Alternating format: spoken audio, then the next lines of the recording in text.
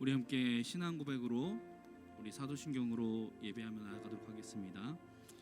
전능하사 전지를 만드신 하나님 아버지를 내가 믿사오며 그 외아들 우리 주 예수 그리스도를 믿사오니 이는 성령으로 잉태하사 동정녀 마리아에게 낳으시고 본디오 빌라도에게 고난을 받으사 십자가에 못 박혀 죽으시고 장사한 지 사흘 만에 죽은 자 가운데서 다시 살아나시며 하늘에 오르사 전능하신 하나님 우편에 앉아 계시다가 저희로서 산자와 죽은 자를 심판하러 오시리라.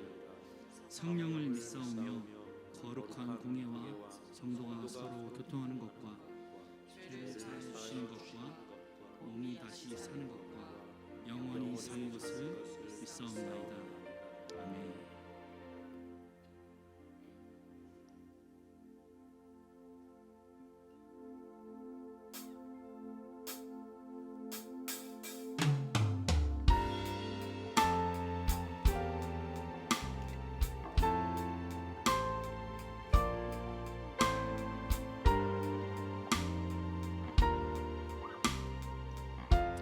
찬양하겠습니다. 왕이신 하나님, 왕이신 하나님 높임을 받으소서. 찬양하리라 영원히 높임을 받으실 그 이름 찬양하리. 왕이신 하나님 높임을 받으소서. 찬양하리라 영원히 높임을 받으실 그 이름 찬양하리. 그리스도 진리로 다스리네. 기뻐하라 온 땅이여 찬양하라. 거룩하신 그 이름 높이리라.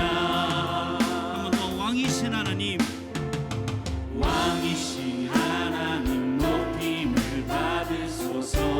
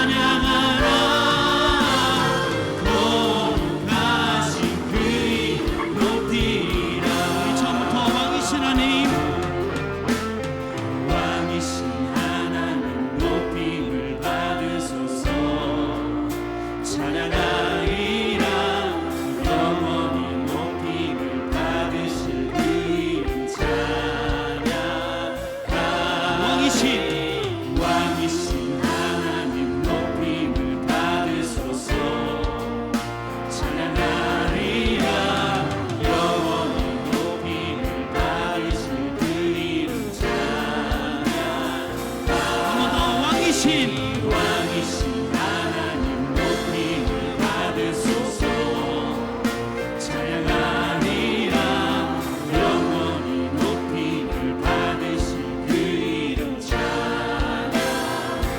왕이신 하나님 왕이신 하나님 높임을 받으소서.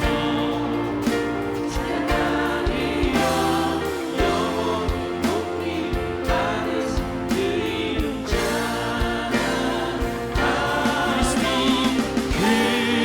그리스도 진리로 다스리네.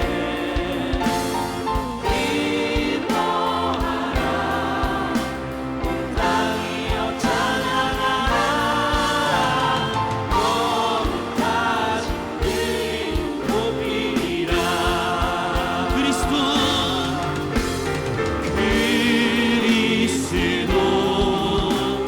진리로 다스리네.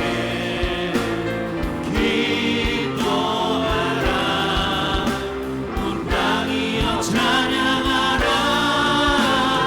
거룩하신 그 이름 높이리라. 한 번 더 그리스도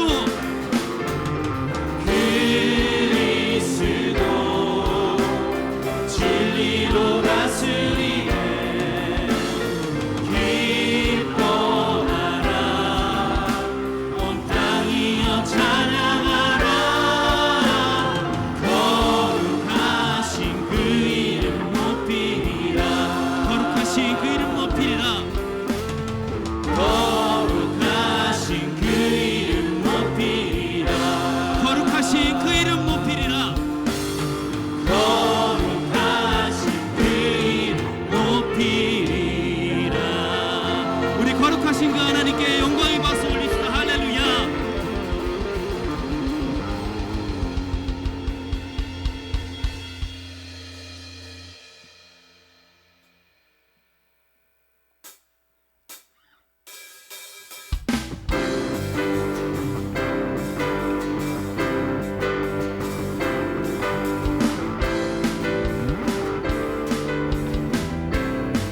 함께 왕의 왕 왕의 왕 주의 주 하늘과 땅과 모든 것 지으신 주 영광 돌리네. 주 여호와 하나님 귀하신 평강의 왕 전능의 주 영광 돌리네. 주께 영광 주께 영광 주께 영광. 전능하신 주께 영광. 왕의 왕 왕의 왕 주의 주 하늘과 땅과 모든 것 지으신 주 영광 돌리네. 주 여호와 하나님 귀하신 평강의 왕 전능의 주 영광 돌리네. 주께 영광 주께 영광 주께 영광. 전능하신 주께 영광. 의로우신 하나님 의로우신 하나님 거룩한 주의 이름 높여 찬양하며 영광 돌리네. 주 하나님 주 하나님 통치자 주님의 크신 위엄 선포하며 영광 돌리네. 주께 영광 주께 영광 주께 영광 주께 영광. 전능하신 주께 영광. 한번 더 주께 영광 주께 영광 주께 영광 주께 영광.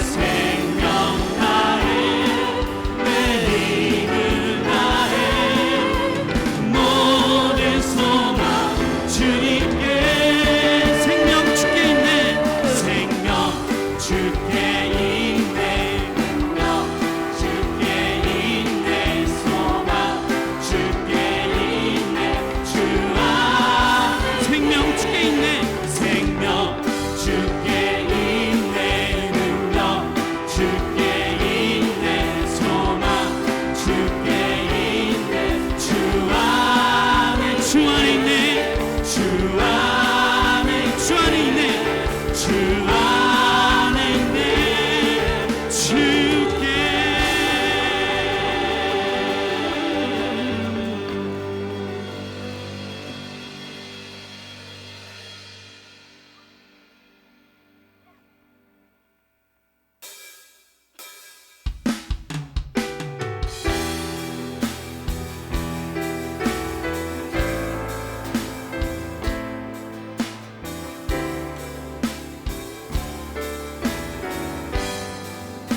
이 십자가 그 사랑 십자가 그 사랑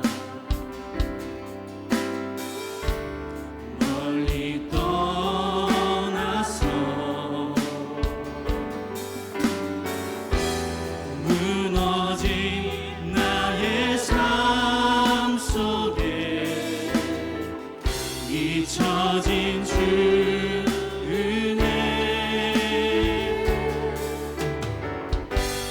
돌 같은 내 마음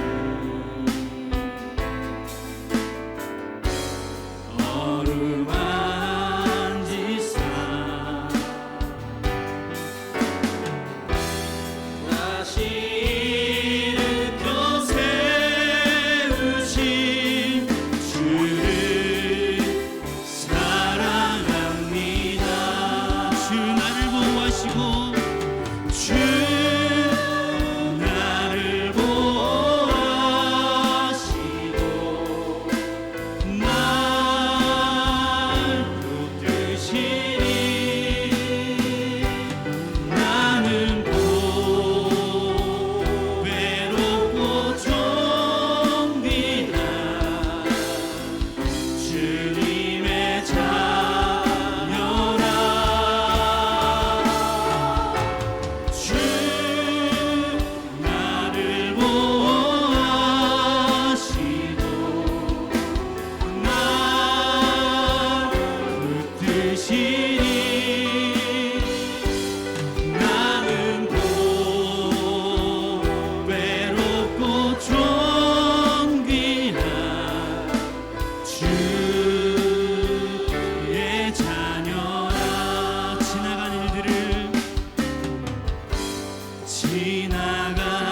일들을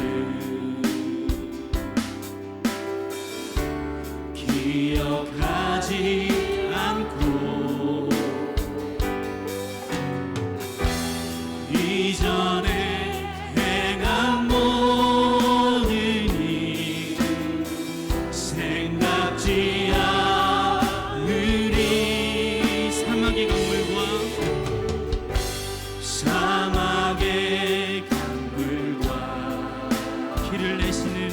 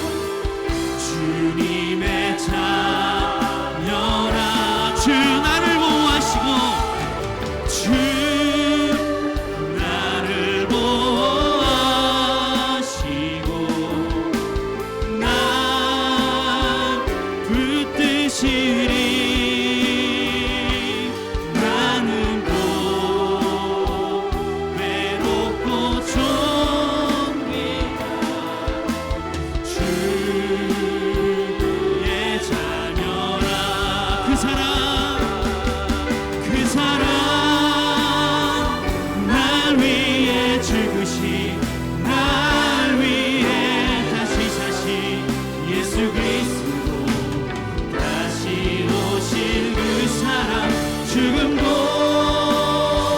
생명도 천사도 하늘의 어떤 권세도 끊을 수 없는 영원한 그 사랑 예수 그 사랑 날 위해 죽으신 날 위해 다시 사신 예수 그리스도 다시 오실 그 사랑 죽음도 생명도 천사도 하늘의 어떤 권세도 끊을 수 없는 영원한 그 사랑 예수 한 번 더 그 사랑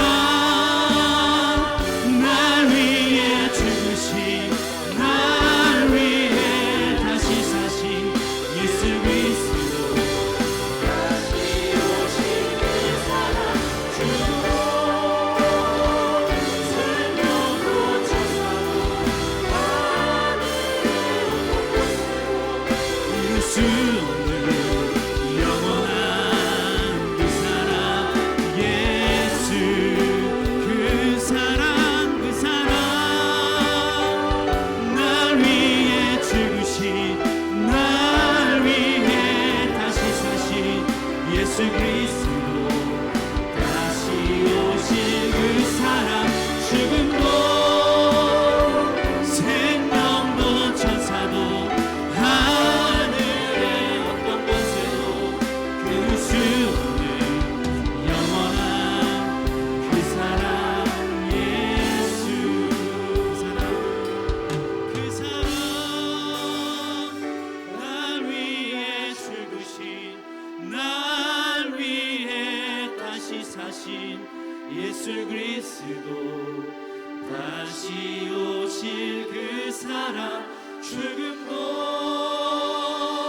생명도 천사도 하늘의 어떤 권세도 끊을 수 없는 영원한 그 사랑 예수 그 사랑 날 위해 죽으신 날 위해 다시 사신 예수 그리스도 다시 오실 그 사랑 죽음도 생명도 천사도 하늘의 어떤 권세도 끊을 수 없는 영원한 그 사랑 예수 그 사랑 날 위해 죽으신 날 위해 다시 사신 예수 그리스도 다시 오실 그 사랑 죽음도 생명도 천사도 하늘의 어떤 권세도 끊을 수 없는 영원한 그 사랑 예수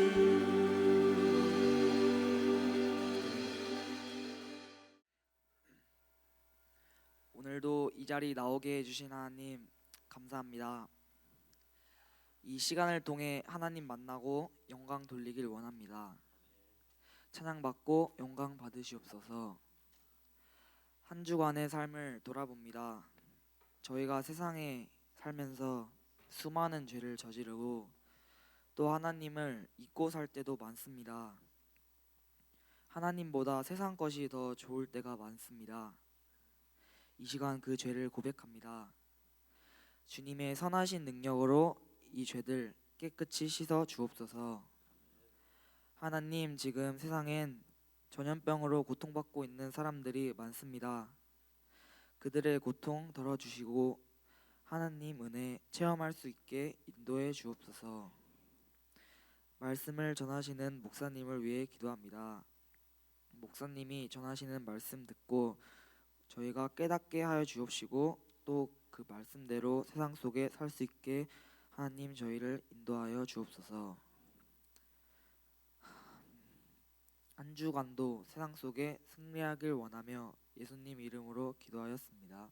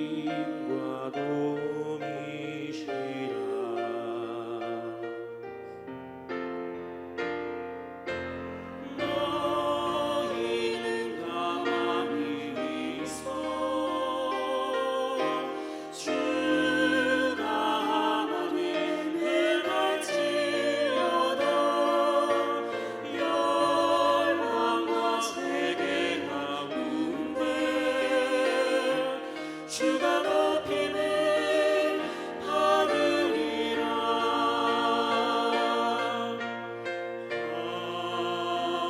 하나님은 우리의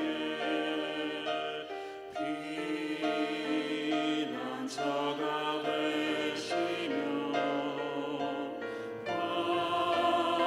환난중에 우리의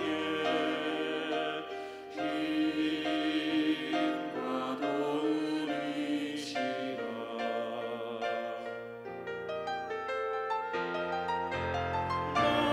너희는 가만히 있어 주가 하나님 그날지어다.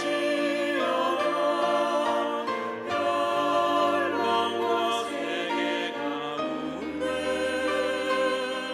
주가 높임을 받으리라. 너희는 가만히 있어 주가 하나님 능할지어다. 열방과 세계 가운데 주가 높임을 받으리라.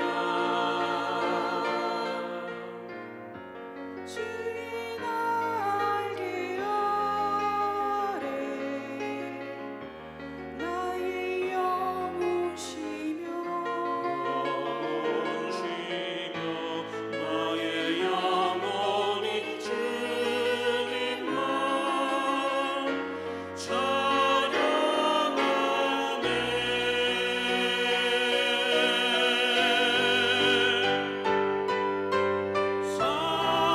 사랑합니다 내 아버지. 찬양합니다 내 원망 다하여. 선포합니다 예수 그리스도. 주님 오심을 기다리며 주님 오심을 기다리며 피난처 되신 주를 찬양 찬양.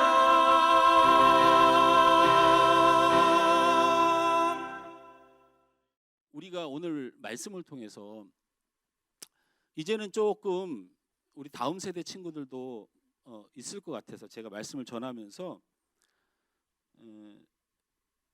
예배하고 교회가 되고 성도가 된다는 그 정말 아주 중요한 의미가 무엇인가. 우리가 예배를 드리고 우리가 성도가 되고 우리가 구원받은 백성이 된다는 것에는 분명히 나타나야 되는 5가지 현상에 대해서 설명을 하는데, 이게 제가 제 생각의 철학을 가지고 말하는 게 아니고 우리 말씀의 제목을 우리 다 같이 한번 따라 읽어봅니다. 말씀의 제목을 시작. 성전을 통해 드러난 신앙의 본질이라는 거예요. 자, 이제부터 성전을 얘기를 할 겁니다. 성전을 왜 성전을 얘기하냐면 이런 거예요. 이스라엘 백성들이 출애굽을 해가지고 하나님의 백성으로서 자존감을 시작을 받았어요. 구원을 받았다는 거죠. 그런데 뭘 어떻게 해야 될지를 모르겠어요. 도대체 어떻게 하나님을 섬기고 어떻게 믿어야 될지 모르니까 하나님께서 모세를 불러다가 성막을 지라고 했어요. 지금으로 구약의 시대로는 성막이고, 여러분 성막과 성전의 흐름은 여러분 잘 아시죠? 처음에 성막이 있었죠. 모세의 성막이 있었어요. 근데 이 성막을 나라가 가나안 땅에 들어서 나라가 커지고 막 다윗이 왕이 되고 막 솔로몬이 왕이 돼 가지고 그 성막을 굉장히 큰 성전으로 발전시키기 소원했던 사람이 누구죠? 예? 다윗이에요, 다윗. 근데 다윗이 그 꿈을 이뤘어요, 못 이뤘어요? 못 이뤘어요. 근데 그것을 누가 졌어요? 솔로몬이 졌죠. 그래서 모세의 성막 다음이 솔로몬의 성전이에요. 자, 솔로몬의 성전이 지어진 다음에 이게 10집하고 2집하고 나눠가지고 난리가 났다가 나중에 바벨론에게 망해가지고 이 솔로몬의 성전이 완전히 박살이 나요. 그래서 세상에 솔로몬의 성전은 없어요. 솔로몬의 성전이 지어졌는데 바벨론의 침공 느부갓네살 왕이 굉장히 그 좋은 왕으로 다니엘과 함께 호흡을 잘 맞췄다고 생각하는데 그 인간이 무신 거예요. 그래서 그 성전이 솔로몬 성전이 회파됐어요. 그래갖고 아주 오랫동안 포로 생활을 하다가 결국에는 1차 포로 귀환을 시켜주죠. 이스라엘 백성들을 놔줘야겠다. 하나님이라는 신이 자꾸 우리를 너무 힘들게 한다. 그래서 1차 귀환 때 거기에 대제사장으로 있었던 직분을 가졌던 사람이 스룹바벨이에요. 스룹바벨. 그래서 솔로몬 성전을 재건한다는 이름으로 세워진 성전이 스룹바벨 성전이에요. 근데 이 스룹바벨 성전은 그냥 외형만 살짝 흉내낸 거지 그냥 거의 그냥 완전 초라한 거예요. 뭐 우리가 흔히들 사진 보면 막 금 촛대에 막 이런데 그런 게 없어요. 무슨 포로로 1차 귀환했고 나머지 90%는 저기 포로 생활하고 있는데 무슨 거기다가 금을 그런 거 없어요. 그냥 모양만 가지고. 왜냐하면 스룹바벨의 마음속에는 뭐가 있냐면 진정으로 하나님을 섬기는 것이 여기에 담긴 그 의미를 우리가 새기는 것이다라고 하는 신앙 고백이 있었어요. 그래서 여러분요, 스룹바벨이 돌아와서 실제로 존재하는 인물이에요. 그래서 그가 성전을 졌는데 나중에 이 스룹바벨이 어디까지 인용이 되냐면 그리스도의 심장까지 인용이 되는 사람이에요. 어쨌든 스룹바벨 성전이 있었죠. 그다음에 그 스룹바벨 성전 다음에 진 것이 뭐냐면 헤롯 성전이에요. 여러분들 흔히들 예루살렘 성전이라고 불러요. 근데 이 헤롯 성전은요, 헤롯이라는 사람의 원래 태생이 유대인이 아니에요. 이 이방인의 핏줄이에요. 아버지가 이방인이에요. 근데 이 사람이 어쨌든 이방인인데 뭐 어쨌든 해가지고 왕으로 세워졌는데 이 사람이 헤롯 성전이라고 예루살렘 성전을 지었다는 거예요. 자, 그래서 하나님께서는 하나님의 백성들을 어떻게 인도하실 것인가에 대하여 딱 정한 게 뭐냐면 성막이고 성전이고 오늘날을 보면 유형의 교회 안에 일어나는 일들이고 더 중요한 건 내 개인 안에 있는 교회인 거예요. 그래서 성경에서 이것을 한 번도 분리시킨 적이 없어요. 성막과 성전과 교회와 내 안의 교회에 대하여. 이게 다 동일해야 돼요. 이게 옛날 성막에는 있었는데 내 마음에 없으면 나는 교회가 아니에요. 옛날 성전에 있었는데 내 마음에 없으면 이건 교회가 아니에요. 내 마음에 있는데 우리 교회, 유형의 교회에 없으면 여기가 교회가 아니에요. 그래서 주구장창 1년 내내 여러분이 듣는 내용들이 그런 내용인 거예요. 다시 말하지만 성막과 성전과 지금 우리가 섬기고 있는 우리 공동체 모임의 안에 교회, 그 다음에 내 안에 있어야 되는 신앙에 있어야 되는 5가지 요소가 없으면 우리는 교회가 아니에요. 그러니까 내가 그게 없으면 나는 교회가 아니야. 이건 지워야 돼요. 왜냐하면 나중에 더 크게 깨달을 수도 있으니까. 이거는 미래적 관점으로 제가 얘기를 하는 게 아니에요. 지금 과거적 관점으로 나를 돌아보는 거예요. 여러분을 정죄하는 게 아니고 깨닫게 하기 위해서 얘기하는 거니까. 김 목사님이 나보고 교회가 아니라고 했는데 나 예수 믿는데 이렇게 따지면 제가 심각해져요, 일이. 자, 그래서 성전을 이제부터 살펴볼 건데 그 5가지 요소를 찾아보는 거예요. 그러니까 평생에 우리 다음 세대 친구들조차도 정말 새겨둬야 될 거예요. 성막과 성전과 교회와 내 안의 신앙에 있어야 될 5가지 요소를 제가 딱 집어드리는 거예요. 성전 사진을 이렇게 띄웠잖아요. 이게 헤롯 성전을 띄워놓은 거예요. 왜냐하면 다른 건 그림이에요. 그래서 이 헤롯 성전을 띄워놨는데요. 요게 이렇게 성전, 이게 전체 이게 예루살렘 성전이에요. 여기까지가 다. 근데 여기 안에 이렇게 네모난 거 있죠. 요거 제가 뒤에 눈이 안 달려가지고 여기 안에 네모난 게 있죠. 이게 성막이에요. 성막. 그리고 요 외벽 있죠. 외벽. 예수님께서 회당이에요. 여기서 예수님께서 사람들을 가르치고 막 거기 모여가지고 쉬기도 하고 막 그랬던 거예요. 그래서 요거는 원래는 성막에는 없던 거예요. 성막에는 이게 성막이라니까요. 성막을 재건한 성전이에요. 그러니까 요거는 성전 벽이에요. 이거는 언제 만들어진 거냐면 스룹바벨이 포로로 돌아와서 성막을 보호하기 위해서 이 진을 친 거예요. 이게 무슨 의미로 진을 친 거냐면 처음에 성막을 지었고 모세가 이끌던 이 성막이 전진을 할 때, 이동을 할 때 그 주변을 12지파가 지켰어요. 그 의미예요. 이거는 그래서 사실은 제가 이게 성경을 보는 사람 입장에 따라 다르겠지만 뭐 이게 무슨 뭐 천국 가는 문제는 아니까 이거는 사실 성전이라고 보기는 어려워요. 이게 스룹바벨이 진 거고요.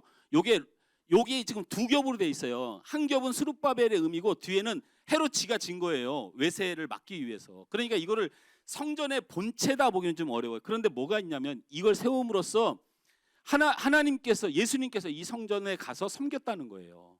그러니까 예수님이 하셨으니 의미를 꼭 둬야 된다는 것이 정설이에요. 그래서 이렇게 보면 여기 시내가 보이죠. 이게 성전 밖이에요. 성전 밖. 성전 밖은 하나님을 거역하는 사람들, 하나님과 상관없는 사람들이 사는 곳이에요. 우리 교회 공동체의 밖은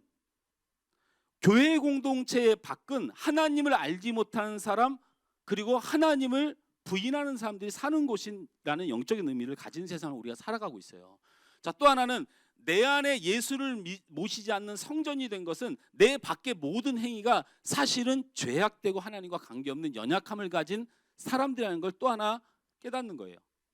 그래서 이 밖의 사람들, 또 외부에 있는 사람들이 가끔 하나님을 이용할 가치가 있을 때만 하나님의 이름을 들먹거릴 뿐 다른 때는 아무 생각이 없는 거예요. 정치인들이 선거 때 되면 교회 와서 인사하고 이러는 것 같아요. 남건 좀 돌아보세요. 내가 하나님을 이용할 가치가 있을 때만 하나님께 기도하는 사람이 아닌가. 이거는 사실은요 굉장히 먼 얘기인 것 같지만 내 안에 항상 있는 정말 하나님이 진노할 만한 신앙일 수도 있다는 거예요. 생각을 해보자는 거예요. 생각을. 자, 그러면 바깥은 바깥대로 두고 우리가 예수를 믿고 교회를 다니고 우리가 신앙생활을 하니까 이걸 우리가 안쪽으로 가져와 봅시다. 이 안쪽에 보면요 이렇게 성전이 있는데, 여기 성전인데 요 공간들 있죠.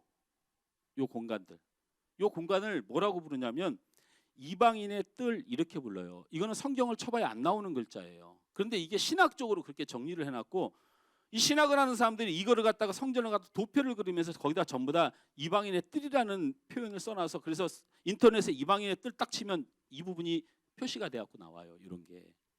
이런 데가 여기가 여인의 뜰이고 여기가 제사장의 뜰이고 이 안에가 성소예요. 그러니까 이렇게 되어 있는데, 자, 이 이방인의 뜰이 여러분이 가장 기억에 나는 사건이 뭐냐면 이 사건이에요. 요한복음 6장인가요? 요한복음 몇 장에 나오는 거죠? 2장에 나오는 거죠. 요한복음 그 2장에 보면 예수님께서 성전에 갔는데 거기서 양과 소와 비둘기 파는 사람들이 장사를 하고 있어요. 예수님이 그 사람들을 채찍으로 다 노끈이라고 성경에 돼 있더라고요. 하여튼 채찍으로 다 쫓아버렸어요. 그 다음에 거기서 환전상들이 있었어요. 로마의 돈을 유대의 돈으로 바꿔가지고 거기 뭐 예를 들면 뭐 환율을 갖다 계산해가지고 그 사람들한테 성전에 들을 때 선전세, 지금으로 말하면 11조 같은 걸 내게 하는 그런 곳이 바로 어디였냐면 요 뜰이었어요. 요 뜰. 예수님께서 이 뜰에 와서 여기를 싹 뒤집어 엎고 채찍으로 노끈으로 다 이 양떼당 다 내쫓은 다음에 예수님께서 뭐라고 말씀하셨어요? 요한복음 2장에 보면 내 아버지 집을 장사하는 집으로 만들지 말라. 그러니까 머릿속에는 내 아버지 집은 만인이 기도하는 집, 그건 다른 얘기예요. 저 마태복음 다른 얘기를 헷갈리고 있는 거예요. 요한복음에는 정확히 여기 이 이방인의 뜰에서 예수님께서 그걸 뒤집어 엎은 다음에 내 아버지의 집을 장사하는 곳으로 만들지 마라 이렇게 말씀하신 거예요. 제가 왜 그리고 만민이 기도하라는 거는 요한복음에 안 써 있어요. 그러니까 그거 갖다가 붙이면 안 돼요. 요한계시록 11장 2절에서 3절을 다 같이 한번 읽어볼까요? 띄워주세요. 자, 읽습니다. 성경 안 찾아도 괜찮아요. 우리 다음 세도 꼭 같이 봅시다. 시작. 성전 바깥 마당은 측량하지 말고 그냥 두라. 이것은 이방인에게 주었은즉 그들이 거룩한 성을 42달 동안 짓밟으라. 성전, 이게 성전이에요. 이걸 성전이라고 부르는 사람들은 진짜 없어요. 이거는 뭐 보수고 진보고. 자, 이게 성전인데 이 성전 바깥 마당은 계시록에 뭐라고 써있냐면 성전 바깥 마당은 이제 이게 무슨 말이냐면 주님이 오시는 날에 계시록에 이 말이에요. 이 성전 안에 거룩하게 예배하는 자들이 있다는 거예요. 이 사람들을 측량하라는 거예요. 숫자를 잘 세라는 거야. 구원받은 사람들에 대한 정확한 파악을 하라는 거야. 이게 천사들이 하는 거예요. 내려와서. 근데 이 바깥의 사람들도 우글우글 모여 있는 거야. 근데 하나님의 음성이 뭐라고 들리냐면 세지 말라는 거야. 그 사람들은 세지 말라. 그러니까 왜요? 라고 물으니까 이 사람들도 성전에 있는 사람들인데요. 이렇게 주장을 한 거야. 그러니까 아니다라는 거야, 하나님이. 뭐라고 아니다? 이거는 그냥 42개월 동안 여기를 짓밟도록 놔둔, 하나님의 거룩한 것을 짓밟도록 놔둔 심판의 존재들일 뿐이다라는 거예요. 이렇게 얘기를 했어요. 그럼 목사님 무슨 근거로 42개월 동안 그걸 짓밟으라? 42개월을 다시 찾으면요. 13장에 읽습니다. 다 같이 시작. 용이 짐승에게 권세를 주므로 용에게 경배하며 짐승에게 경배하여. 이게 무슨 말이냐면 용이 사단이에요. 이 사단이 짐승에게 권세를 줬어요. 짐승은 나중에 나와요. 짐승에게 권세를 줬어요. 그래서 이 짐승이 용에게 경배하고 그 다음에 이 짐승들이 있어요. 그래서 이 짐승들하고 누가 싸울 거냐 이렇게 묻는 거예요. 5절을 보세요. 다 같이 있습니다. 시작. 또 짐승이 과장되고 신성 모독을 말하는 입을 받고 또 42달 동안 일할 권세를 받았느니라. 보세요. 여기 42달이 나와요. 이 42달에 계시록 13장에는 일한다고 나오고 계시록 11장 먼저 그는 짓밟는다고 나와요. 이 말이 무슨 말이냐면요. 이런 거예요. 저를 보세요. 이제 막 헷갈리지 말고 제가 정리를 해드릴게요. 자, 여기 있는 사람에 대해서 계시록에서 뭐라고 말하냐면 성전에 와 있는 것 같으나 사실 이 사람들 성전에 온 사람들이 아니고 그냥 알곡과 쭉정이가 한바다에서 자라듯이 그냥 알곡은 놔두고 쭉정이를 치지 않는 사람들일 뿐이다. 42달 동안. 그래서요, 여러분 신천지에 이런 데서는요, 이 42달이라는 이거에 막 의미를 여러분 죽겠네. 아무 의미 없어요. 근데 의미가 딱 하나 있어요. 왜 있어요? 여러분 본문 다시 띄워주세요. 자, 42달 동안 뭔가 짓밟는데, 자 3절을 볼까요? 3절을 시작. 내가 나의 두 증인에게 권세를 주리니 그들이 굵은 베옷을 입고 1260일을 예언하리라. 이렇게 써 있잖아. 이게 이 본문이 동시에 나오는 거예요. 2절에는 42달 동안 마귀를 섬기는 이 짐승, 뭐 이거 짐승을 제가 죄송하지만 하나님을 안 믿는 거짓된 성도라고 저는 보거든요. 그게 목사도 포함돼요. 나도 성도니까. 이 사람들이 42달 동안 뭐를 하고 있냐면 성전 근처에서 지가 성전도 안 믿고 믿지도 않고 예수님도 안 믿는 신실한 사람이 아닌데 그냥 주변에서 돌아다니는 거야. 그러니까 그 사람들이 있다고 계시록에 말을 해요. 그래서 그 사람도 가만두라는 거예요. 내가 알아서 할 테니까. 42달 동안. 근데 그 반면에 또 뭐가 있어요? 내가 두 증인에게 권세를 줘요. 이건 뭐냐면요, 내가라고 하는 것은 하나님이에요. 예수님이에요. 예수님이 두 증인, 다시 말하면 예수 복음을 의지하고 그것을 위해서 살아가는 증인이에요. 여러분 증거가 있잖아요. 예수 믿는 사람들은 증거의 삶을 살잖아요. 그러니까 구원받은 사람이 권세를 하나님께 또 받아서 그들이 굵은 베옷을 입고, 이게 무슨 말이냐면 나는 죽었다고 생각하고 하나님 뜻으로만 사는 사람들을 뜻해요. 1260일이 뭘까요? 여러분 42개월은 뭘까요? 3년 반이에요. 42개월이 3년 반이라고요. 자, 1260일은 뭘까요? 3년 반이에요. 이게 무엇을 뜻한 것 같아요? 42개월이라고 하는 3년 반의 숫자와 그게는 사단이 하나님을 잘 믿는 것처럼 돌아다니는 그 시기를 말하는 거예요. 근데 그 희한하게 똑같은 시기를 말하는 게 1260일이 뭐냐면 3년 반의 날짜예요. 3년 반이라는 달하고 3년 반이라는 날짜가 동시에 성경에 드러내면서 뭐라고 얘기하는 거냐? 같이 있다라는 뜻이에요.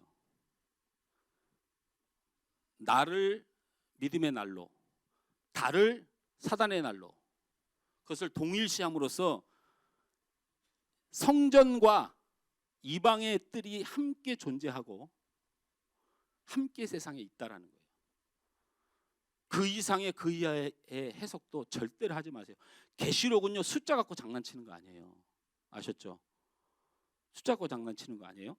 자, 그러면 자 다시 말씀드리지만 이방인의 뜰이라고 하는 이 뜰이 있다라는 거예요. 제가 이 성 밖을 설명했어요. 거기 구원받지 못한 자를 확연하게 드러난 장소를 설명을 했고요. 또 하나는 성전 안을 제가 지금 설명드린 거예요. 이 성전 안에, 교회 안에, 내 안에 이런 역사들이 있다는 거예요. 이런 역사들이. 그러니까 제가 다시 말하지만 여러분 신앙생활을 지금 무슨 앉아서 찬양하고 일어나서 찬양하고 내가 뭐 마음이 기분 나쁘고 내가 저 사람 때문에 기분 나쁘고 여러분 이건요 그냥 이런 것 때문에 신앙생활 하지 말아요. 지금 내 정체성을 놓고 신음하고 내가 하나님 앞에 진짜 내가 어떤 사람인가를 보라는 거예요. 근데 너무나도 죄송하지만 저부터 너무 많잖아요. 성경 밖의 사람처럼 필요할 때만 하나님 찾죠. 안의 사람처럼 비슷한 모양만 가지고 이러면 막 두렵고 떨려야 돼요. 자, 그런데 그럼 이방인의 뜰은 목사님 어떻게 나온 것일까요? 이거 누가 만들었다고 그랬어요? 헤롯이 만들었다고요. 그래갖고 여기들 이방인들을 와서 관광지로 삼았던 데예요. 요거 구경하라고. 이거 헤롯이 만든 거예요. 성막에는 없던 공간이에요, 이게. 헤롯이 어디의 사람이에요? 예? 로마의 지배를 받고 자기 부모님이 이방인이고 사실 하나님 안 믿는 사람이에요. 헤롯 성전을 하나님이 예수님이 섬긴 가장 근본적인 이유는 성전 사상에 대해서 예수님이 철저한 믿음이 있었기 때문에 그것을 어떤 의도로 만들었던 그 안에 사람이 만들었을지라도 하나님의 역사가 있다고 믿는 예수님의 신앙이었던 거지. 이게 사실 의도 자체가 이게 정치적 의도가 있는 거예요. 이방인들을 자기가 통치하는 유대 땅에 초대를 해서 구경거리 삼았던 거예요. 그래서 사람들이 여기 우우 모여 있어요. 실제로도 요 구경하니라고. 참 믿지도 않는 것들이, 예수를 잘 모르는 것들이 예수 구경하러 다니는 공간이에요. 오늘날 교회의 성도 중에 신실한 믿음이 없이 그것 때문에 고민하지 않고 그냥 구경 열심히 다니는 거죠. 보기 싫으면 짜증나고, 그죠? 그런 의미를 영적으로 담고 있어요. 이 공간이. 자, 그러면 성경 안쪽으로 들어가 봅시다. 이제부터 성경 안쪽을 보죠. 5가지 요소 중에 2가지를 말한 거예요. 내 신앙, 내가 돌아봐야 될 신앙의 2가지 요소를 바깥인가 어정쩡한 위치인가. 그러면 내가 안쪽으로 들어와서 나머지 3가지를 제가 찾아드리는 거예요. 첫 번째 사진을 한번 띄워주세요. 이게 성전에 들어가자마자 처음 맞이하는 그 번제단이에요. 번제단. 이 번제단은 이게 지금 사진이 이렇게 나왔는데 제가 원하는 사진을 계속 요구를 했는데 결국은 없어요. 더 심하게는 이제 번제단을 무슨 금으로 해가지고 이런 사진들을 실제로 있고 이러더라고요. 여러분 절대 번제단은 그런 것이 아니에요. 번제단은 아름다운 것이 아니에요. 그게 어떻게 아름다울 수가 있어요, 번제단이. 짐승의 각을 떠가지고 단 위에다 올려놓고 거기다가 불을 지펴가지고 태우는 장소가 무슨 너무 아름다움이 있어요, 번제단이. 제물에 각을 뜨고 피를 흘리며 타는 것이 아름다운 것일 리가 없고 짐승의 생명을 처참하게 죽여서 불에 태우는 그곳이 유쾌한 곳일 리 없어요. 그래서 이 번제단은 유쾌한 곳이 아니에요. 유쾌한 곳이. 예수님이 지신 십자가는 아름다운 곳이 아니에요. 발가벗겨진 한 사람이 뜨거운 태양 아래 매달려서 손과 발과 옆구리에 이마에 가시와 목과 창이 박혀서 피가 질질 흐르는 그 십자가상이 뭐가 아름다운 곳입니까? 거기가. 그러면 저를 보세요. 번제단도 아름답지가 않고 이 번제단 예수님의 십자가의 장소를 예표하는 것인데 희생제사에 대한 것을 이야기하는 것인데 이곳이 아름답지가 않아요. 냄새나고 처참한 곳이죠. 아니 슬픔을 가지고 예수님이 십자가에 죽으셨으니까 그냥 내가 슬퍼지고 이런 감정이 안 오면 신앙이, 여러분 그런 감정은 그냥 나중에 하세요. 나중에 가져도 돼요. 근데 본질이 왜 그러면 예수님이 그 아름답지 않은 십자가를 지셨는가예요. 왜 그런 모습으로? 왜 번제단이 굳이 하나님을 만나는 지성소 앞에 딱 버티고 있냐는 거예요. 여러분 성전이 있고요. 이거 안 넘겨도 돼요. 아니 안 넘겨. 이건 또 빠르네. 성전이 있고 그 안에 성소가 있고 그 안에 지성소가 있어요. 그 제사장들만 들어가는 지성소를 말하는 거예요. 자, 그런데 보세요. 이곳이 아름답지 않은데 왜 많은 사람들이 사진을 아름답게 만들었느냐? 그거는 사실요 가치 때문에 그래요. 거기는 아름다운 곳이 아닙니다. 예수님 왜 그렇게 아름답지 못하는 곳에서 피를 흘리면서 돌아가셨어야 됐냐면 이거예요. 예수님의 그곳에 그 처참한 피로 인하여 하나님 앞에 우리의 모든 죄를 씻지 않으면 더 끔찍한 지옥으로 가고 있는 우리가 있기 때문에 그 지옥문을 막아서시는 곳이 바로 이곳이에요. 예수님이 십자가에서 살이 찢기고 그리고 피를 흘리시고 옆구리에 창을 찢기면서까지도 지켜내야 되는 그 원리가 자신의 사랑하는 자들이, 자신의 사랑하는 백성들이 그 십자가의 현장보다 더 비참한 곳으로 향하고 있기 때문에 그 문을 막아서기 위하여 예수님이 그 십자가에서 그 형벌을 당하신 거예요. 그런 의미로 이 번제단이 존재하는 거죠.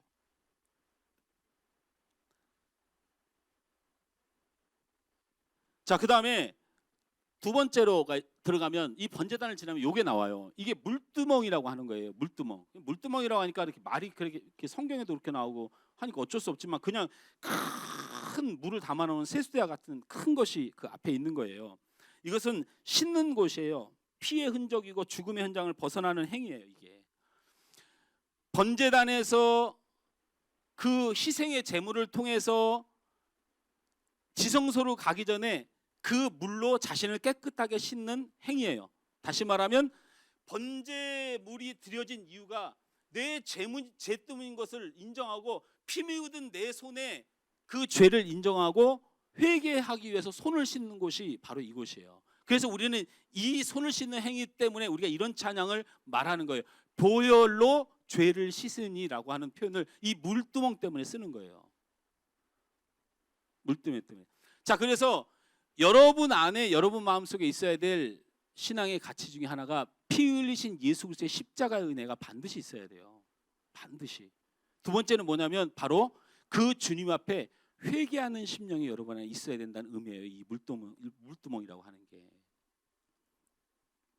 여러분, 가인과 아벨의 차이에 대해서 제가 가인과 아벨의 제사에 대해서 지난 시간에 설명을 어떤 관점에서 하나로 해드렸냐면, 여러분 가인과 아벨의 제사 중에 하나님이 보시기에, 우리가 보기에 굉장히 가인의 제사를 하나님께서 안 받으시고 아벨의 제사를 받은 원인을 제가 뭐라고 말씀드렸어요? 여러 가지 주장이 있지만 지난번에 제가 설교할 때는 뭐라고 설명을 드렸냐면, 가인이 하나님이 자신의 제사를 안 받고 아벨의 제사를 받은 것을 화가 나가지고 아벨을 쳐 죽였어요. 그래서 하나님이 와서 물었어요. 내가 그 제사를 받든 안 받든 네가 왜 화를 내느냐? 하나님께서 주신 환경에 대하여 불평불만하는 큰 죄를 지었다는 거예요, 가인이. 이거는 하나님의 선택에 관한 죄를 얘기를 했어요. 그런데 성경의 정설, 제가 말하는 건 인용이고요. 성경의 정설은 뭐라고 말해요? 창세기를 한번 띄워주세요. 창세기 4장 3절에서 5절 시작. 세월이 지난 후에 가인은 땅의 소산으로 제물을 삼아 여호와께 드렸고, 아벨은 자기도 양의 첫 새끼와 그 기름으로 드렸더니 여호와께서 아벨과 그의 제물은 받으셨으나 가인과 그의 제물을 받지 아니하신지라. 가인이 몹시 분하여 안색이 변하니. 저를 보세요. 요게 이 말씀인데요. 가인은요 어떤 제물을 드린 거냐면요, 하나님 안녕하세요? 이런 예배를 드린 거예요. 하나님 안녕하세요? 하나님 제가 이렇게 좋은 꽃을 들고 온 거예요. 하나님 앞에. 하나님 꽃이요. 이쁘죠? 하나님 안녕하세요? 이런 제사를 드린 거예요. 근데 아벨은 어떤 제사를 드린 거냐면, 내 것이 없다. 나는 하나님 앞에 줄 것이 없는 거예요. 왜? 나는 죄인이라서, 하나님과 원수되어 된 죄인이라서 나는 하나님 앞에 줄 것이 없다, 내 것이 없다는 표현으로 태어나자마자 자기에게 얻어진 첫 것을 가지고 하나님 앞에 가서 제 것은 없습니다라고 하는 회개의 심령으로 드린 거예요. 그러니까 하나님이 받으시는 예배가 뭐였냐면 회개예요, 회개. 그래서 제단에 가보면 물두덩이 있는 거예요. 제단에 가면 우리의 신앙 안에 성소 안으로 우리가 지금 들어온 거잖아요. 예수 믿었다고 하고 구원받았다고 하고 하는 사람들이 성소 안에 들어오면 있어야 되는 게 예수 그리스도의 십자가의 구원에 대한 철저한 믿음이 있어야 되고, 두 번째는 그런 사람은요 회개의 심령이 있어야 돼요. 이게 없으면, 여러분 회개의 심령은 마음만 갖게 되나요? 여러분 주님이 언제 회개의 심령을 마음으로 인정해 준다 그랬어요? 회개의 열매로 본다 그랬어요. 회개의 열매가 뭐예요? 겸손한 거예요. 온유한 거예요. 회개의 열매는 나는 죄인이고 죽었을 사람인데 라고 하는 마음으로 세상을 사는 거예요. 하나님 앞에 충성하는 거예요. 나는 죽었을 사람이에요. 뭘 돈을, 아니 돈은 여러분이 필요해서 하나님께 주신 일반 은총이죠. 여러분의 살아가야 될 목적은 아니에요. 자, 그 다음에 이 두 회개하는 심령이 딱 되고 나면 그 다음에 어디로 들어가요? 성소로 들어가죠. 죄송합니다. 아까 말을 성전을 얘기를 했는데 성소로 들어가죠. 그러면 성소로 딱 들어가면 첫 번째로 대하는 게 뭐예요? 올려주세요. 촛대예요. 촛대가 등장을 해요. 촛대가. 근데 촛대는 빛을 밝히는 거죠. 근데 그냥 촛대는 안 돼요. 몇 개의 촛대여야 돼요? 성전 안에는, 성소 안에는. 예? 7촛대여야 돼요. 7촛대. 이 7촛대는 완전함을 뜻해요. 그러니까 완전한 빛을 뜻한다는 거예요. 여러분, 완전한 빛이 누구예요? 예수님이에요. 예수님이에요. 예수님 이 땅에 있어요, 없어요? 아이고, 여기서 헷갈려 버리네. 예수님 여기 있다고 할까, 없다고 할까? 예수님 이 땅에 있어요, 없어요? 저는 예수님 여기 이 땅에 있어요, 없어요? 여러분, 없다고 하면 이단됩니다. 온 우주의 편재예요. 그러나 사역 때문에 있는 분이 누구예요? 예수님이 내가 가는 것이 너희에게 유익이고, 그 이유는 뭐냐면 성령이 하실 일이, 사역이 내 사역의 범위보다 더 뛰어난 부분이 있다고 예수님이 인정하셨어요. 그게 뭐냐면 이제부터 쭉 펼칠 거예요. 제가 준 본문 다 펼치세요. 자, 읽어봅니다. 예수님께서 능력이 없으신 게 아니고 같은 능력을 가지신데 지위, 일하는 역사, 창조의 하나님, 구원자 예수님, 인도하시는 성령님 기준으로 이분이 다 한 하나님인데 이분의 사역을 이렇게 얘기했어요. 예수님이 설명한 거예요. 예수님 직접. 시작. 그러나 내가 너에게 실상을 말하노니 내가 떠나가는 것이 너에게 유익이라. 내가 떠나가지 아니하면 보혜사가 너희에게 오지 아니할 터요. 그가 내가 너에게 보내리니. 보혜사가 꼭 와야 된다고 하는 절박함을 예수님이 말씀하신 거예요. 그 다음 넘겨보세요. 시작. 읽습니다. 시작. 내가 아버지께부터 너에게 보낼 보혜사 곧 아버지께부터 나오시는 진리의 성령이 오실 때에 그가 나를 증언할게. 믿는, 예수님을 믿게 되는 힘이 성령의 안에서 나온다는 근거예요. 자, 그 다음에 다 같이 읽습니다. 시작. 보혜사 곧 아버지께서 내 이름으로 보내실 성령, 그가 너에게 모든 것을 가르치고 내가 너에게 말한 모든 것을 생각나게 하리라. 이건 배운다는 의미가 아니고 반드시 알게 해준다는 거예요. 장로님, 제가 미워요, 안 미워요? 이게 성령이 인도하시니까. 예? 미워요, 장로님? 저도 갑자기 안 밉다가 갑자기 미운 마음이 들었어요. 문장로님에게. 그렇게 들었을 때 하나님은 우리 마음에 거룩함을 잃지 않게 하기 위해서 우리에게 시험에 들 때, 힘들 때 성령께서 강하게 역사하는 거예요. 그래서 반드시 바꿔놔요. 이 말을 하는 거예요. 가르쳐 생각나게 하시리라. 자, 다음 넘겨보세요. 다 같이 있습니다. 시작. 내가 아버지께 구하겠으니 그가 또 다른 보혜사를 너에게 주사 영원토록 너희와 함께 있게 하리. 이게 무슨 말이냐면요, 예수님 가지 마세요 라고 말하니까 나는 가는데 하나님이 너희와 영원히 함께 한다는 증거로 성령을 보내준다는 약속이에요. 성령이 우리를 지키고 보호한다는 의미를 이야기하는 거예요. 더 준비한 거 있어요? 없죠. 저게 마지막인 것 같아요.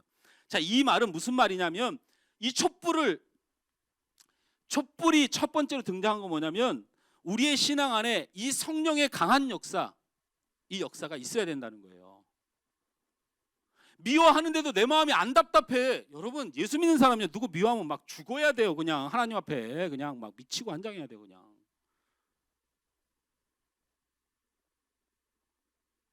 기도하지 않고 믿음대로 살지 못할 때 막 마음에 화인 맞은 사람은요, 감각이 없어진 자를 뜻해요. 그 화 있을진저가 그 얘기인 거예요. 자, 시간이 없으니까 그 다음에 들어가면 뭐가 있어요? 촛불 다음이 이게 진설병이라는 거예요. 진설병. 이 진설병은요 이런 의미예요. 저를 보세요. 여기에는 떡이 있어요. 떡. 예. 이걸 만나라고 주장하는 사람들 여러분 만나 아닙니다. 왜 진설병이 만나가 아닌 이유가 뭐예요? 만나는 어디 있어요? 만나는 어디 있어요? 이거 만나 아니에요. 떡이에요. 그냥 떡. 여러분 요 떡 누가 몰래 훔쳐가고 혼났어요?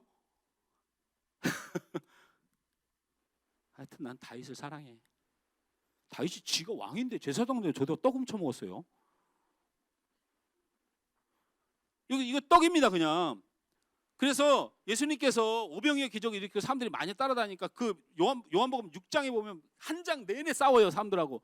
아니 뭐 나는 내가 주는 떡은 영원히 뭐 굶지 않고 내가 주는 것은 뭐 어쩌고 저쩌고 막 얘기하니까 너희가 조상 때부터 먹었던 그 떡이 어쩌고저쩌고 얘기하니까 아 그럼 제발 우리 그냥 포로로 사는데 우리도 그냥 먹는 걱정 좀 안 했으면 좋겠어요. 우리도 떡 좀 주세요. 하니까 그 떡이 난이라 그래요. 그러니까 막 제자들끼리 막 사람들끼리 막 싸우는데 지가 뭔 떡이래. 뭐 살을 먹고 피를 먹고 막 얘기가 나니까 6장 내내 싸워요.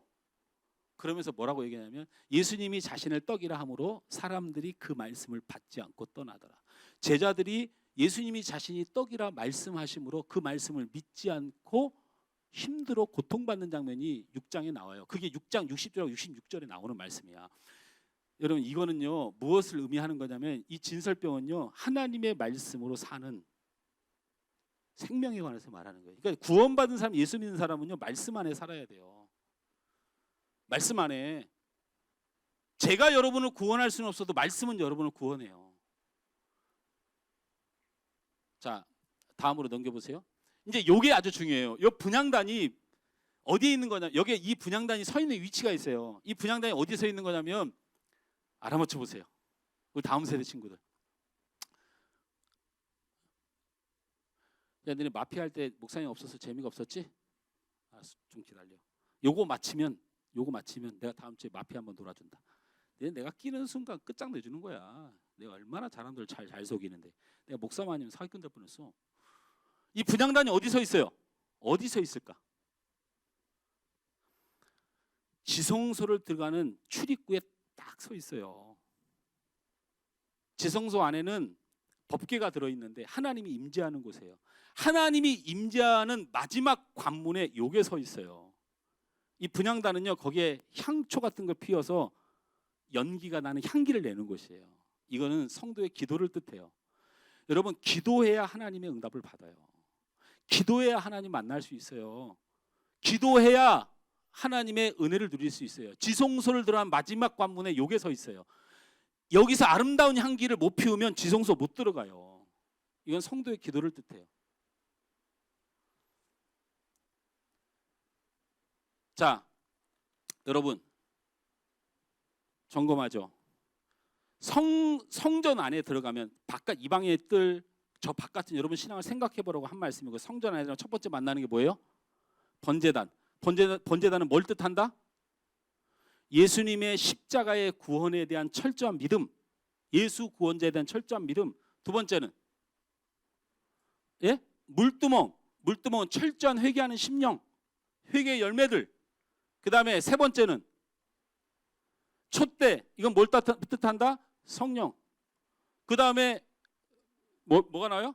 진설병. 이거는 생명이신 예수님을 말씀하시는 건데 요한복음의 주장에 의하면 예수님의 말씀을 못 알아듣는 것에 대한 언급이 훨씬 더 많아요. 하나님의 말씀으로 먹는 떡, 예수님의 말씀의 떡을 먹는 자들이다. 그 다음에 마지막에 뭐예요? 분향단이 있는가? 기도로 하나님 앞에 나아가는 것을 이야기를 해요. 이 5가지 요소가 성전의 요소고요. 이 5가지 요소가 교회 안의 요소고 이 5가지 요소가 여러분 안에 있어야 돼요. 이게 거룩한 하나님의 나라예요.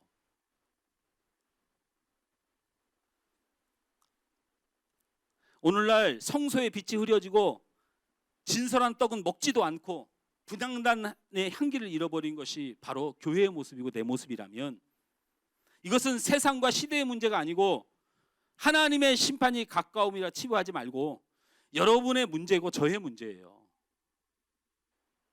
마지막 때가 됐으면 더 갈급해야죠. 성령의 인도함과 밝히심으로 자신의 인도함을 받으시기 주님으로 축원합니다. 여러분 말씀으로 사세요. 말씀으로 사세요. 아무리 목회 잘해도 성도들이 말씀을 의지하고 살지 않는 목회는 아무 의미가 없어요. 여러분 기도의 한기를 태우시기 바랍니다. 이것이 교회이고 여러분이 교회인 것이에요. 제가 시골에요. 여러분 시골에서 많이 안 살아봤지만 시골에 가면 굉장히 칠흑 같은 어둠이라는 게 진짜 무서워요.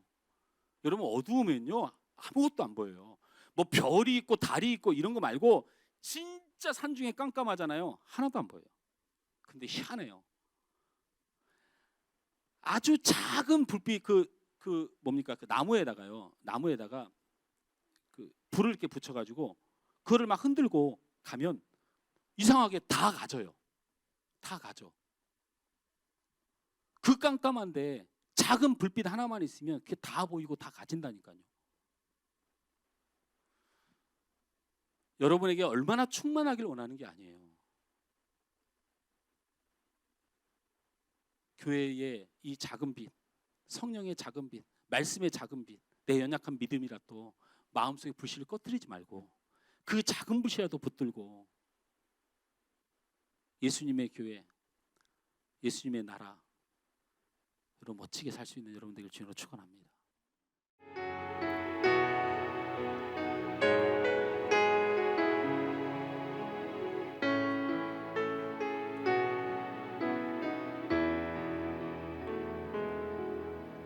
생명과 바꾼 주의 사랑을 잊지 않게 하소서. 나를 위해 흘렸던 주의 눈물 잊지 않게 하소서. 주의 긍휼과 주의 선하심 내가 묵상하오니 내 영혼 위에 베푸신 주의 은혜 잊지 않게 하소서. 감사합니다. 주님 고맙습니다. 그 사랑 때문에 그 눈물 때문에 주 앞에서 예배함이 생명과 바꾼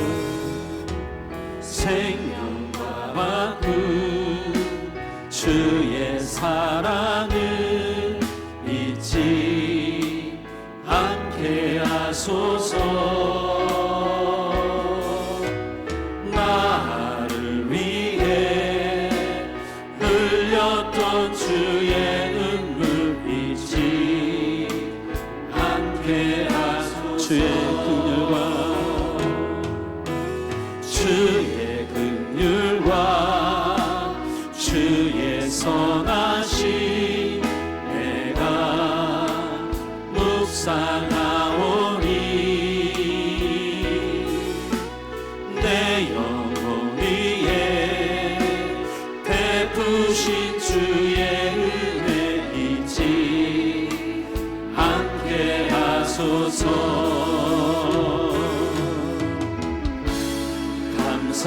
감사합니다. 주님 고맙습니다.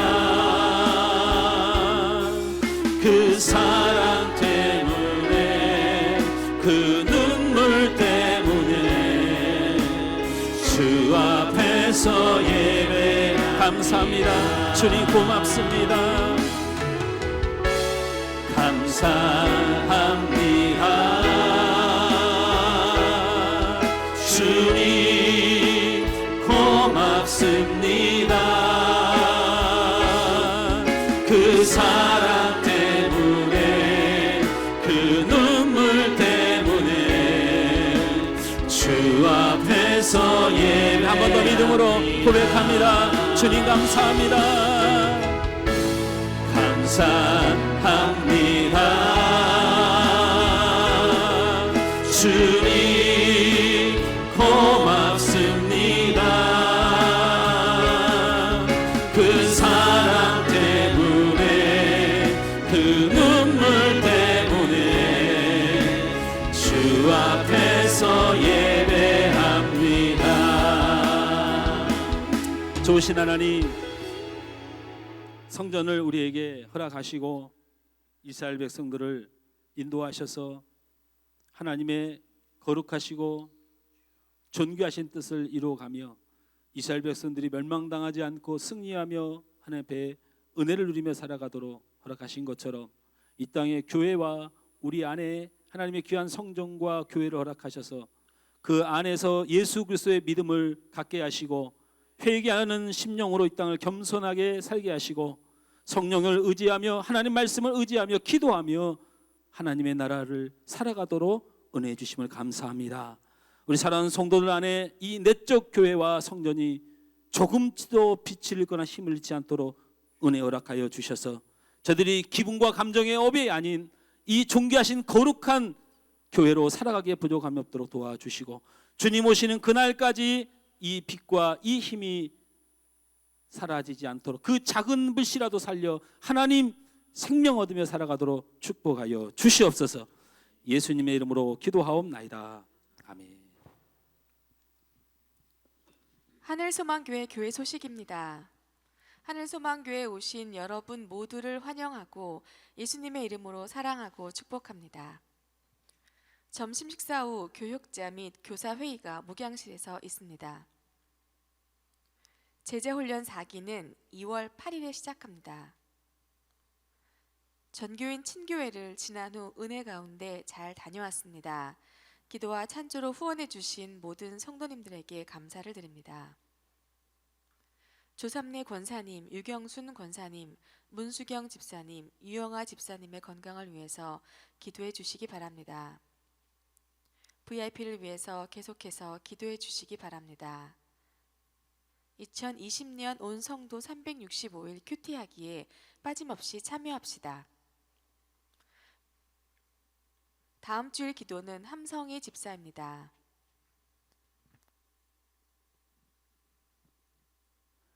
이 2월 4일 날이 우리 희란이 생일이야? 요즘 희란이가 사춘기인가 봐요. 우리 축복합시다.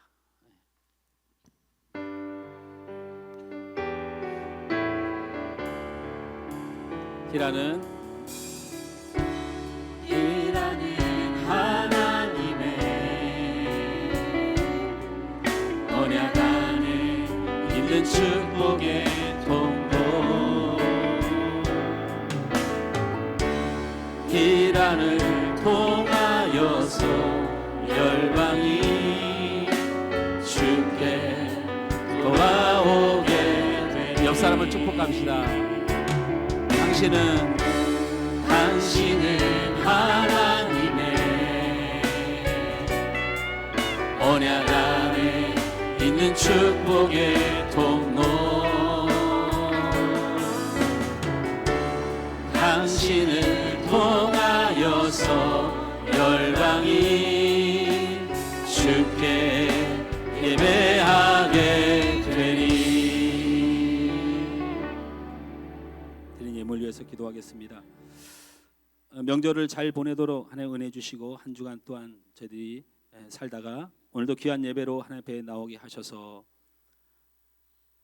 저들 안에 예수의 은혜, 하나님 말씀의 은혜, 또한 찬양과 기도로 향기로운 예배를 드리도록 인도해 주셔서 감사합니다.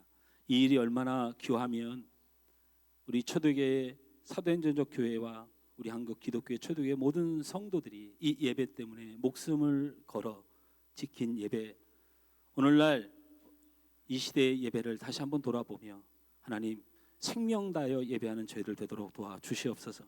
아버지 하나님, 성전이 있었고 교회가 있었고 내 안에 성전이 있습니다.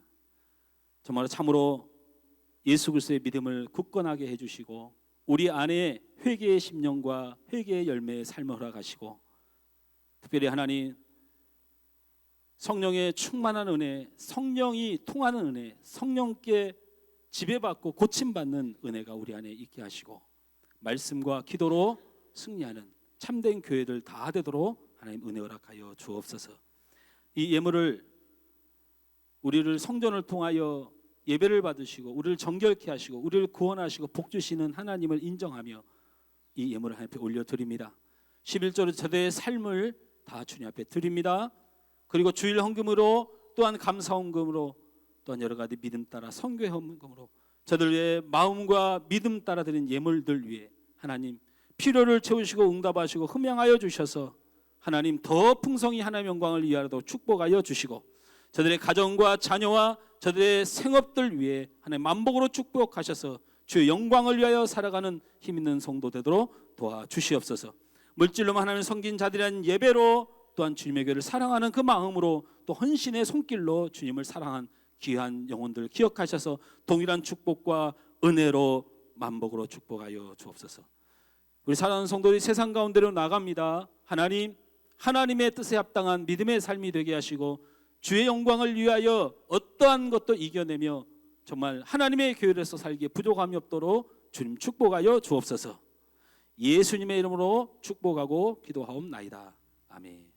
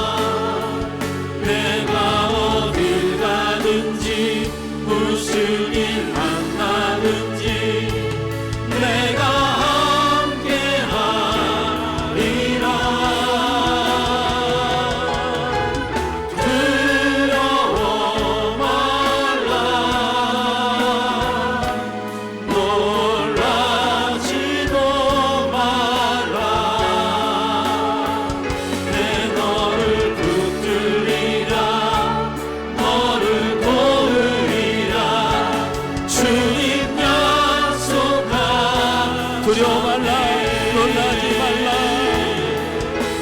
두려워 말라,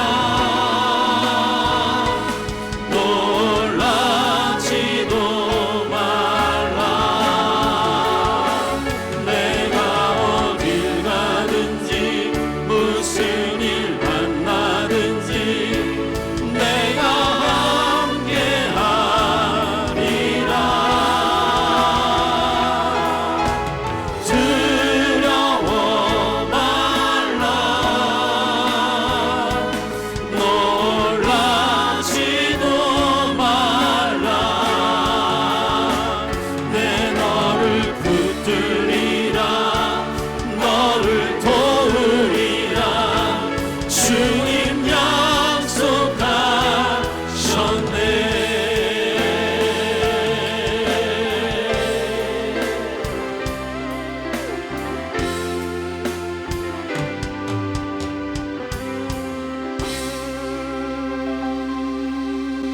지금은 우리 주 예수 그리스도의 은혜와 하나님 아버지의 극진하신 사랑하심과 성령님의 감동 감화 축복 인도하여 주심이 하나님의 성전되고 교회되고 신실한 믿음의 사람 되어 하나님의 거룩한 뜻과 은혜를 누리고 살아가길 원하는 우리 하늘 소망교회 모든 성도들 위해, 육신의 질고와 삶의 어려움으로 심한 성도들 위해, 그리고 생일을 맞은 우리 희란이 위해, 이 땅의 하나님의 교회 위에 이제부터 영원토록 함께 있을지어다. 아멘.